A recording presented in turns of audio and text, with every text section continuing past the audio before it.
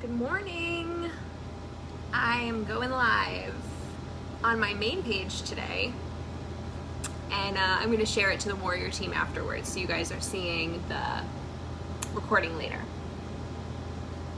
But good morning. This is my second cup of coffee. I woke up super early. I walked to Starbucks and drank an iced coffee on my way to Central Park this Monday morning, because I promised myself that I would go for a walk and possibly a run this morning in Central Park, and I realized that the run wouldn't happen unless I decided it would be a run. And the distance that I would run wouldn't happen unless I decided. Not see how I felt, and which, I have to say, like, sometimes that just like seeing how you feel, playing it by ear in the moment does help, but can work. But for the most part, for me, I need to make that decision kind of ahead of time, whether it's like a second ahead of time or the day ahead of time, for it to actually happen. So I wanted to move getting morning light into my eyeballs in the morning. I mean, this is for everyone. It's just so rejuvenating. There's something about morning light that literally helps reset your circadian sleep rhythms and your hormones so that things regulate. It does wonders for mental health, and there's so many incredible benefits. So like getting outside when I can is vital for me, for just an energy and feeling well-being perspective. So, but I wanted to do a run because I had challenged myself to do the full loop around Central Park, the 6.2 loop. And the last time I did it, I ran and I walked it. So I did little runs and I did some walks. And I was proud that I finished it. And today I actually decided I'm only going to do half. That was what I made the decision to do. And when I got to the half, I felt so good that I challenged myself to keep going. And I was really proud of myself the whole way. I didn't care how fast it was, I didn't care how long it took me, but I committed to finishing it.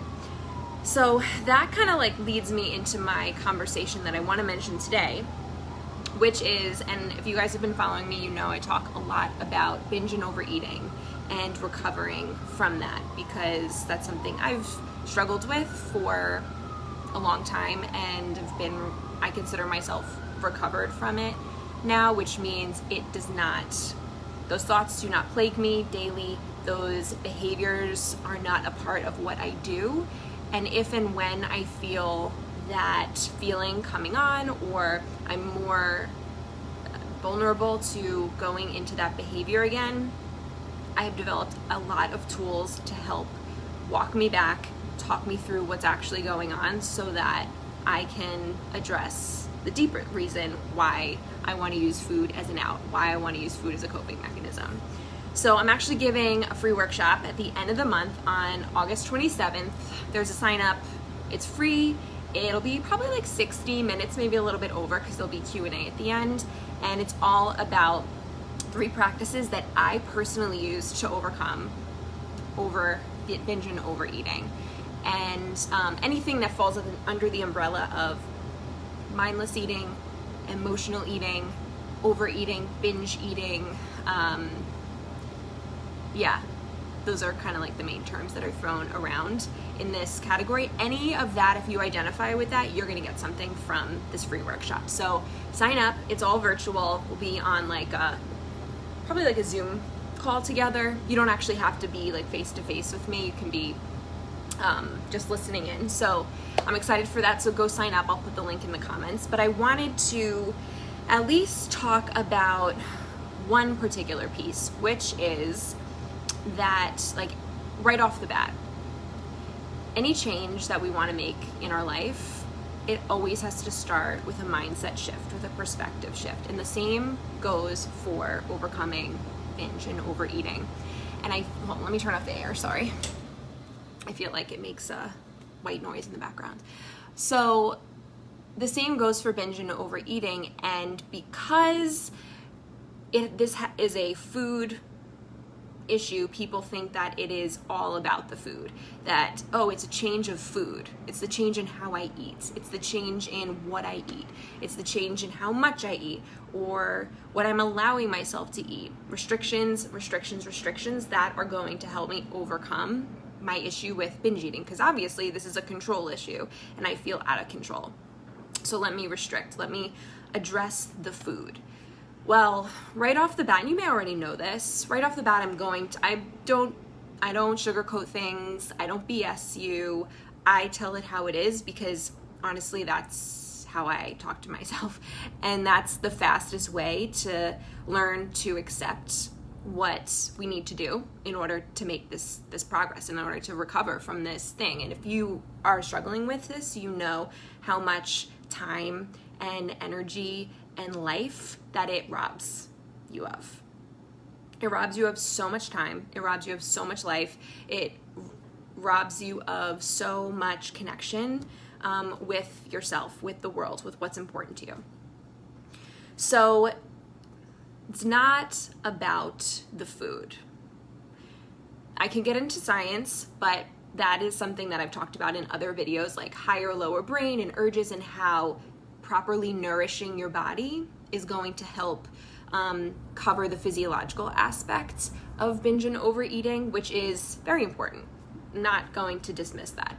But it's not just about that. It's not just about getting out of survival mode. It's not just about helping your body learn that it's going to continue to get food on a regular basis so that it doesn't need to eat a bunch, because this binge urge is evolutionarily telling us we're in survival mode, we don't know when we're going to get food again, and so eat as much as you can when it's here. So once that's taken care of, and I've addressed that in a few different videos, so if you're interested, go check that out. There's a couple on my YouTube. We actually have to, before even that begins, make the choice that we want to recover and believe that it's possible for us, which is kind of hard when you're in a space of I can't, or not enough, or I'm not good enough, or you just have tried maybe so hard, or you're in a place of depression. When I was struggling with binge eating and overeating, it coincided with my heaviest struggle with depression and anxiety, in which I basically told myself I couldn't do anything right, I couldn't finish anything, I couldn't accomplish anything, and I might as well not even try, because it would be a waste of energy, which I barely had enough of to get out of bed and function. But somewhere inside of you, you need to muster up the belief that you can. You may not know how, but that is not important in the I believe stage. So I believe is also taking on the perception, changing the perception of how you are looking at this mountain that you're about to climb. I believe I can get to the top.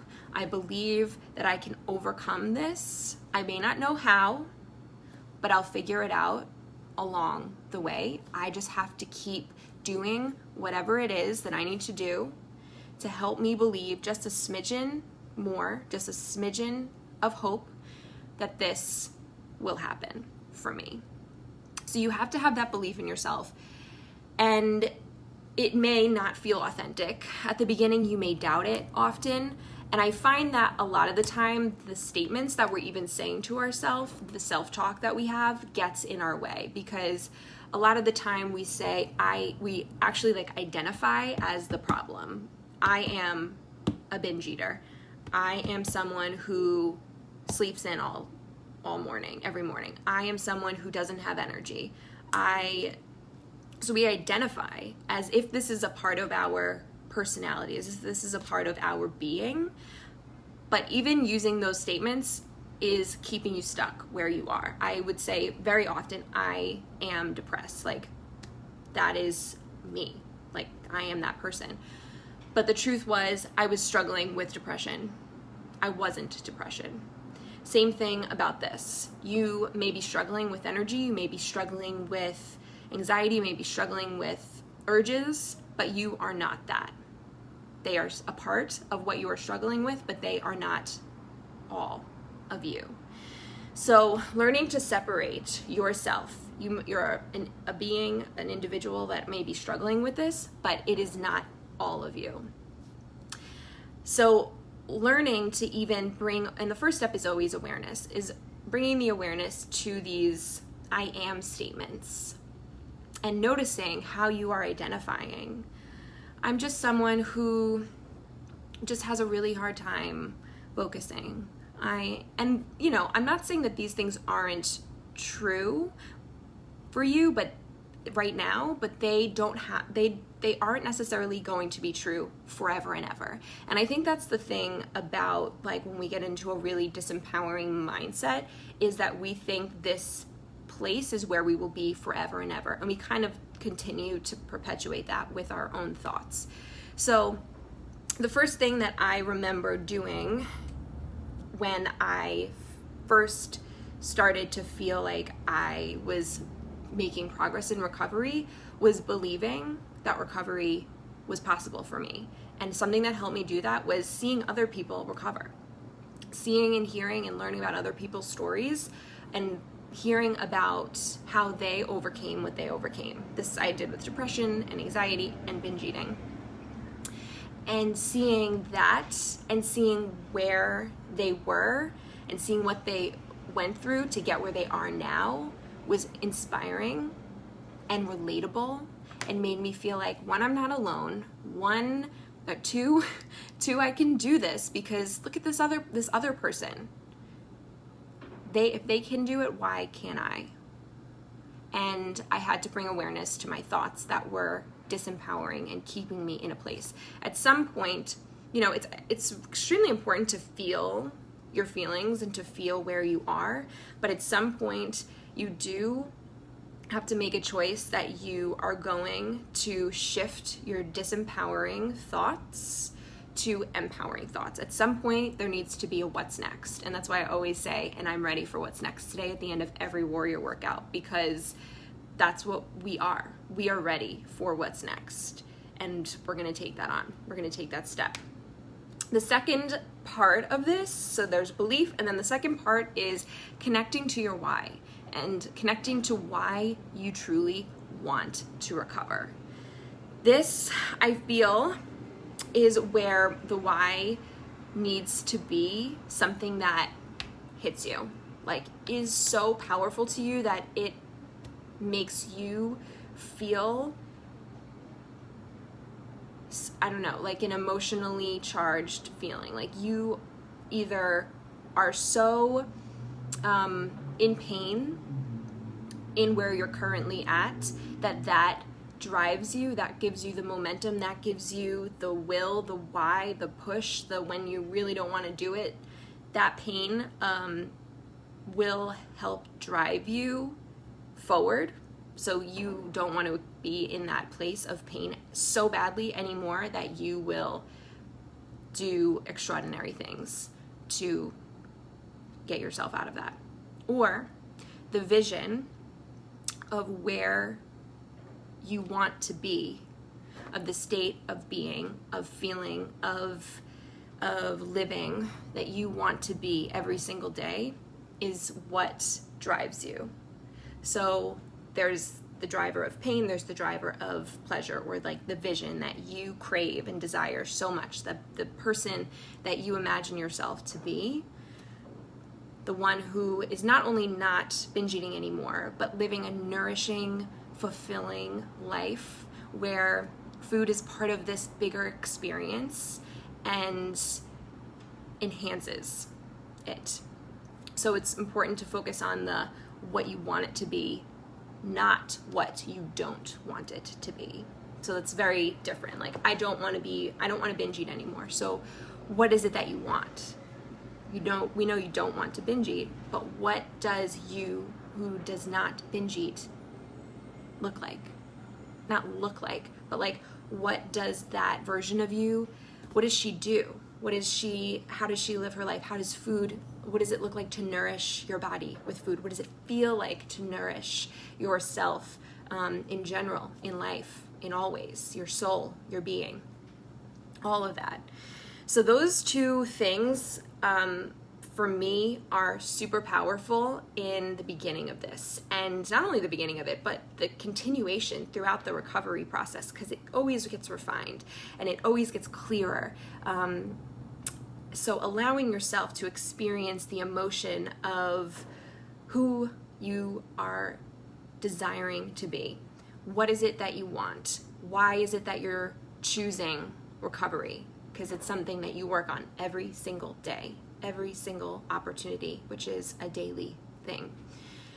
And in those moments that are going to be hard, because it does go up and down just like any challenge, just like any growth process, what are you going to call upon that is so deeply moving to you that it will allow you to, it will help guide you and support you through those really struggling times.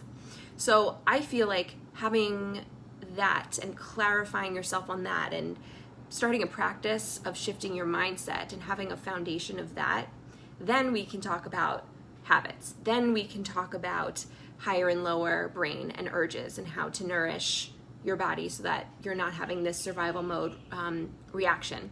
How to dismiss binge urges. Then we can talk about process. Then we can talk about the mechanisms in which we are going to support you through this. But the mindset has to continue to be loved and supported and refined, and that belief and that want have to continue to be a daily thing. Every day I write, just like really quick, I write 5 things I'm grateful for. This is a Rachel Hollis journal. 5 things I'm grateful for and 10 dreams I make happen. And I write the same 10 dreams every day. And one of them is, the first one is a belief that I am continuing to take on, that I choose courageous action over comfort every single opportunity. And that's a mindset shift. That's a change for me, because doing what's comfortable is easier at first. But in the long run, it generally doesn't make me feel like the person that I want to be. So that is a new belief that I am writing every single day. I've been writing for the last year every single day in order to change my perception and mindset of that. So it's super helpful to write it, and not only write it, but remind yourself of it every single day. So I'm going to leave this here. August 27th is the free workshop. It will be available for replay, so if you can't make it, sign up anyway and you'll get the replay. And if you have questions, let me know. What did you get out of this little video? I'd love to hear from you in the comments below. Have a great Monday. Bye.